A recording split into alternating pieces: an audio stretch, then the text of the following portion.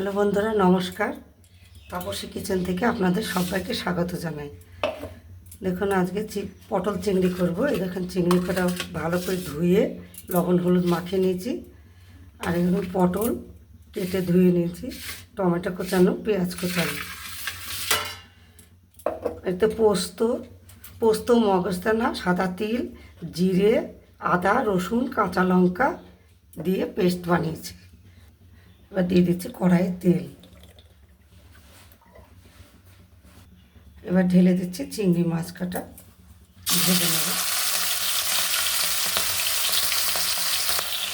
চিংড়িটা ভালো করে লাল করে ভেজে নেব।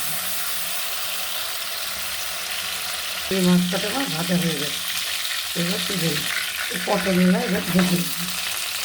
এই একই তেলে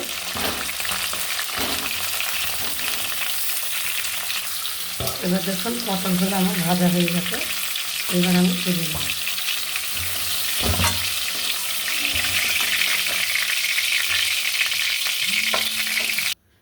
এবার পটল আলু আমার ভাজা হয়ে গেছে। এবার আমি কড়াই একটু তেল দিয়ে দিচ্ছি, গোটা জিরে আর তেজপাতা। এবার দিয়ে দিচ্ছি পেঁয়াজ কোচানো।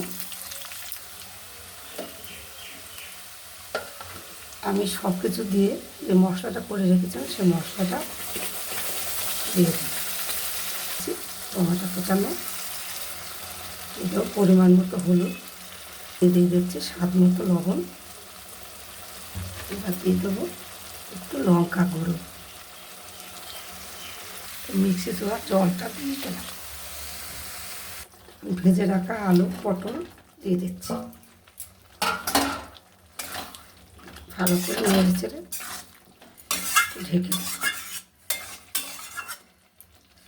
সামান্য আর একটু জল দেবো। সামান্য আর একটু জল দিয়ে দিচ্ছি। এবার ঢেকে দেবো। দেখুন ঢাকাটা খুলে নিচ্ছি।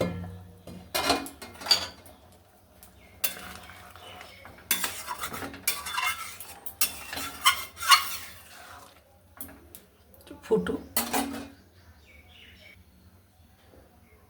দিয়ে দিচ্ছি গরম মশলা গুঁড়ো। চিংড়ি মাছ কাটা ঢেলে দেবো। তাহলে আমার হয়ে গেল রেডি রান্না। গরম গরম ভাতের সাথে হোক, রুটির সাথে, বন্ধুরা আপনারা খেয়ে দেখবেন, খুব সুন্দর লাগবে এই পটল চিংড়ি। রান্নাটা আমার রেডি হয়ে গেল। এই দেখুন বন্ধুরা, আমার পটল চিংড়ি রেডি। কত সুন্দর কালার হয়েছে দেখুন।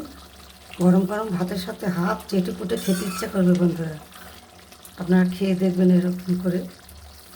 সবাই করে এভাবে পটল চিংড়ি করলে ভালোই লাগে। ভিডিওটা ভালো লাগলে লাইক শেয়ার সাবস্ক্রাইব করবেন আর আমার সঙ্গে থাকবেন। এই ছোট্ট চ্যানেলটা আমার কমপ্লিট।